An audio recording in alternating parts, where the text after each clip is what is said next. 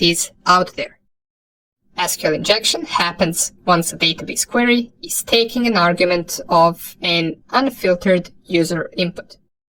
Usually, those inputs are something like usernames or passwords. It could also be something like an input on a page where you search for a specific product. Whatever it is, the backend process is the same. Our input is getting sent to the database of the website. The database checks whether our input is stored somewhere. Usually this is something like a password check. So the website would send a hash of our password that we inputted. It would see whether it can find a match. If the match is found and we inputted correct password, then the database confirms it to the server and we get to log in to our account. Now, this is just an example. It doesn't have to be passwords that we input. It can be any type of application as long as it communicates with the database. And as we know, this communication between the server and the database is being done with the help of something like an SQL query. SQL is just a programming language used to communicate with the database. Now, all of this is how a normal application should act. But this is all considered if our input does indeed get well filtered. But what if we, as attackers, instead of sending a regular input that the application expects, we send an SQL query? Problems can occur. And in this vulnerability, it can be a really big problem. If the input isn't filtered and our SQL query gets through, then what we can do is we can craft a query that could maybe tell the server to drop or to send us the entire database. If we were to do this successfully, we will have all the usernames, all the passwords, and all the private information of all the users registered on that specific website. As you can imagine, this can be really bad. An example of an SQL query that can be used to extract something from the database looks something like this. So it says select elements from table where condition. The things in the square brackets would get exchanged for elements and tables that are inside the database. So the real life command that our real website could potentially send to the database could look something like this. Select $sign from books where ID equals to 5. Now, this $sign is simply just a referrer that says select everything. Every time you see this $sign, it usually means everything. So select everything from the table called books, where the ID is equal to 5. It can be an ID for a product or a user or pretty much anything depending on the application. And this is just an example of a normal SQL query. In the practical lectures, we will see how we can manipulate user input and SQL language in order to get information from the database. See you in the next lecture. Okay, before we start with exploiting SQL injection, I want to show you a quick guide that will teach us how exactly SQL injection works and what are the steps that we need to perform in order to discover it. The reason we're going with the guide first is because this is arguably the hardest vulnerability that we covered by now, so we could use a little bit of practice in order to really get used to it and to really understand it. So what I want you to do is I want you to open your Firefox. In your search bar, type in SQL injection practice, and you should find this link to be among the first ones. It is SQL injection -explaining. You want to click on that link, and the full URL to the example is this one, in case you want to type it in. Once we get there, we want to click on Get Ready and start the application. So once you click on that, it will load this application right here. This is our vulnerable website. These are the steps that we need to go through in order to exploit the SQL injection. And here we will have a small guide, which will come as this message. So the first mobile application we will be trying to hack with an SQL injection. And it appears it's a bank application with login form. So let's move on to the next step. It gives us another window that says, here are the application logs. What will happen here when you interact with the vulnerable application? Okay, one thing to notice is that logs is something that we wouldn't really have in a real-life attack. This is given to us just so we can understand this vulnerability. Okay, so let's go on to the next step.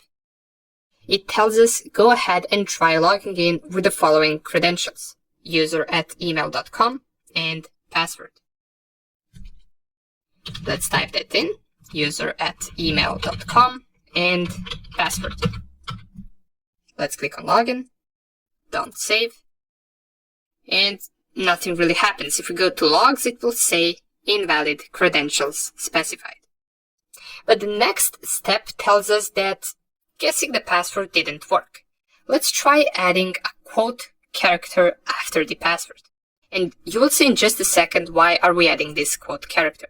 Let's type that in first. So let's type password.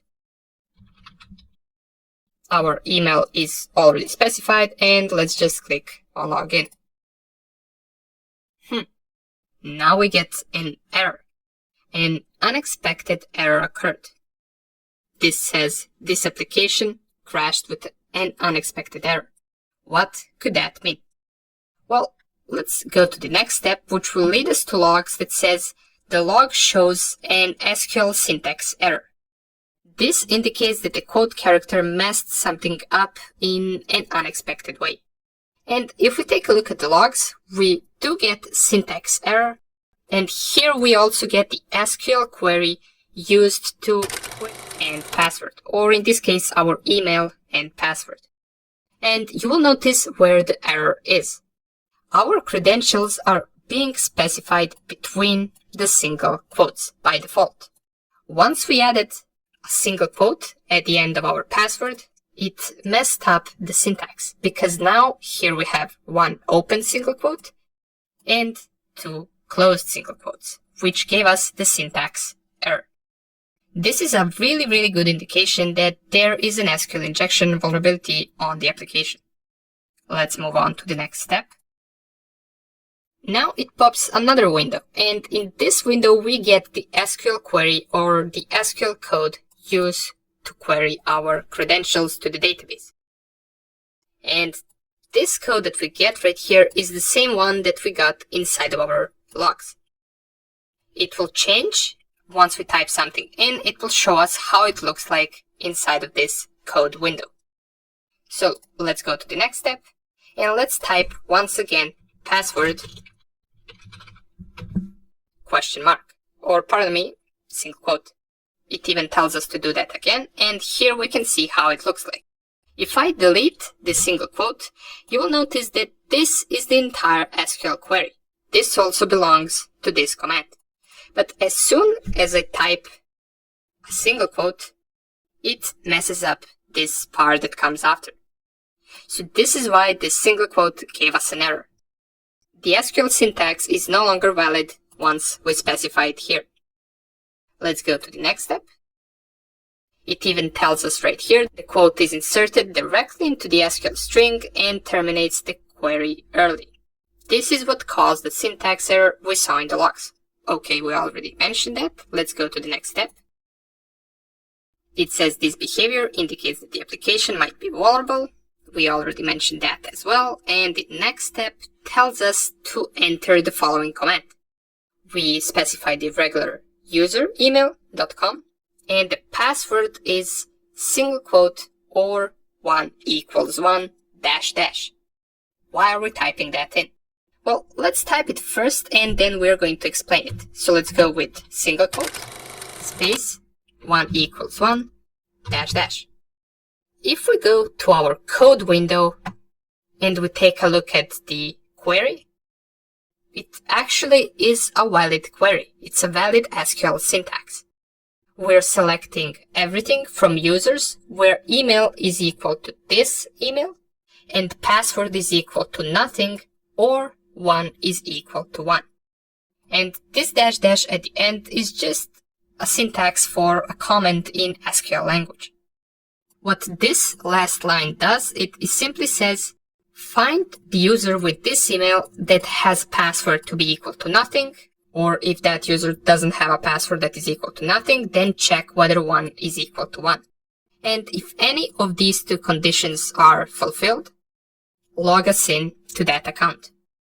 Now, since probably password is not equal to nothing, this will not go through, but the second argument is that 1 equals to 1. And if any one of them is equal to true, then it will log us in case this user exists inside this application. And 1 is always equal to 1, so this should log us in. Let's give it a try. And here it is. It says even here, we are in. We successfully gained access to the application without having to guess the password. Now we are logged in to the bank account of that user with a simple or 1 equals 1 command. So what we essentially did right here is we injected SQL syntax inside of this query and we tricked the application to execute our code just because it doesn't filter user input. Nonetheless, you saw how easy this was, and we're going to take a look at more similar examples in the next few videos.